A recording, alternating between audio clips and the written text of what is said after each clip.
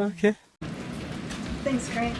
I wanted to ask about the trial going on in Arkansas with Hunter Biden and the child support. Are the president and First Lady monitoring that? And how come they haven't acknowledged the 7th grandchild? I'm not going to speak to that from here. Nice. Go ahead. What is happening with the COVID-19 task force after May 11th with Dr. Jha depart? What about remaining staff? So we'll have more to share on that in the upcoming weeks. Thank you. If the border is secure, as the administration has said, then why would we need to send 1,500 active duty U.S. troops down there? 2 hours later. Because we need more work. More work needs to be done, Peter. We put forth a comprehensive immigration legislation, and Congress, Republicans in Congress refuse to act. And so the president has used the tools that he has in front of him to prepare ahead of Title 42 lifting. As you know, that is happening in the next couple of days. And so we are putting DHS, Department of State, is putting forth processes to deal with the changes that are going to be ahead of us. And so that is what's important here, and that's what you've been seeing for the past several months. You've heard from DHS, you've heard from the State Department on what we're putting in place to deal with the border once Title 42 lifts. You said yesterday that when it comes to illegal migration, you've seen it come down by more than 90%. Where did that number come from? Because CBP is telling us the number is. I hear you. I'm about to answer. 136,000 people more. I'm about to answer this you. fiscal year so far. If the dramatics could come down just a little bit. If the dramatics could come down a little bit. What's dramatic about asking a question? Okay, I'm going to answer. So I was speaking to the parolee program. As you know, the president put in place a parolee program to deal with certain countries on ways that we can limit illegal migration, and we have seen the data has shown us that it has gone down by more than 90%. That was what I was speaking to. How ironic. No, we're going to go. We're going to move. Go ahead.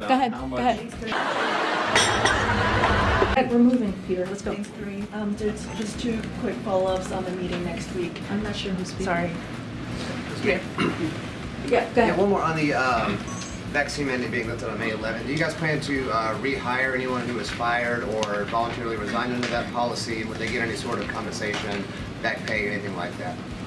We'll have more to share, more details to share in the upcoming days on requirements.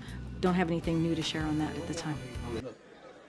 Debt ceiling. You talked about this is Congress's duty, we're not a deadbeat nation, all that kind of stuff. But what's the president's plan to convince McCarthy of this? What do you plan to do to get him over to your side and convince him to see things that way? Wow. The question is to Speaker McCarthy. What has changed? The question to Speaker McCarthy is, in the last administration, he voted 3 times to deal with the debt ceiling. So the question is to him, what's changed under this administration? Okay, we're going to keep going. Go ahead. Still on the debt ceiling, if I can just zoom out. Ultimately, what is the president's priority? Is it to avoid this thing of linking debt ceilings from now forever to budget negotiations, which he doesn't want? Or is it to avoid a debt default? Because I know he wants both things, but what's his ultimate priority? Because like in a game of chicken, at some point you can wait for the car, but you might have to jump out the way. Not a joke. So look, and I said this earlier,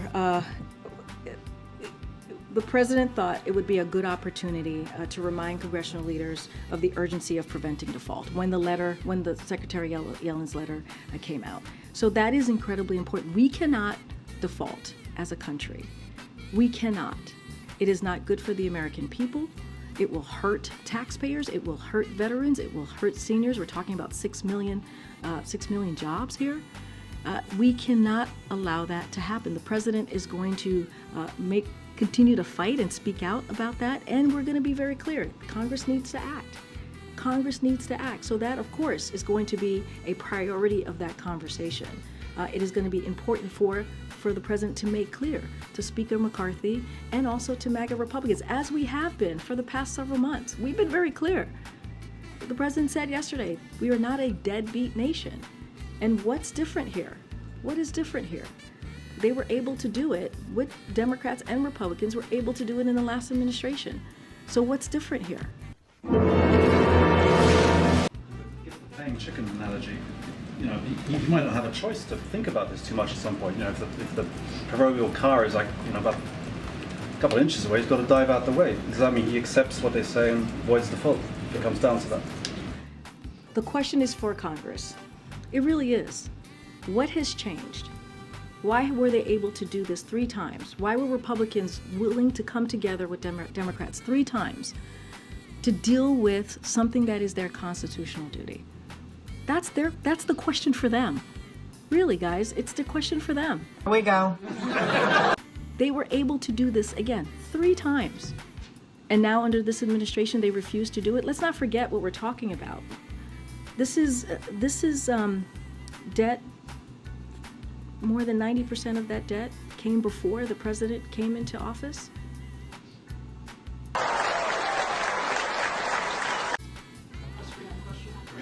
Okay, go ahead. Thank you, Corinne. Can you explain the decision a little bit on why you decided to invite all 4 congressional leaders to this meeting instead of just Speaker McCarthy? The stand-up has largely been between the president and the House Speaker. So do you all now see a role for the Senate, possibly a leading role, in them getting this debt ceiling resolved? Nice. But it'd be important to get the 4 leaders here to talk about incredible critical issue, right? Which is how we're going to move our economy forward. He wanted to have the 4 leaders here. This is certainly a continuation of conversations that happened in February, and so I wouldn't read too much into it. He wants to bring them here, have a conversation, an important conversation that is critical to the American people, critical to American families, and that's how I would view this meeting. And today, House Democrats began the groundwork to try and force a vote on the debt limit and go around McCarthy through a discharge petition. Was this idea brought up during the president's call during his... That's something for House Republicans to speak to and Speaker McCarthy to speak to. I'm just not going to speak to the mechanics of what's happening on the other side of Pennsylvania. You can do it! Okay, I know I tried to call on you. Two quick just follow-ups.